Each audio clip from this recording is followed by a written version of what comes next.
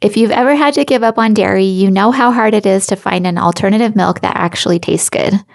I've been allergic to milk for about 10 years now. I've tried so many alternatives, and honestly, most of them are either watery, weird tasting, or just not satisfying. But this one is a total game changer. Because when you can't have real milk, you just want something that feels close.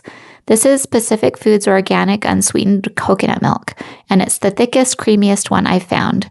You get one 32-ounce carton of organic plant-based coconut milk. It's dairy-free, gluten-free, vegan, made with non-GMO ingredients, and is a good source of vitamin D too. The texture is so much closer to real milk, and the taste is actually enjoyable, which is huge. It's made such a difference for me. Lately, I've been using it to make a super simple basil seed pudding. You use 2 cups coconut milk and 3 tablespoons basil seeds. Stir it up, put it in the fridge for 24 hours, and you have a healthy chia pudding alternative. You can add vanilla or stevia if you want a little sweetness. If you're worried it won't be thick enough or taste good, this one really stands out compared to others.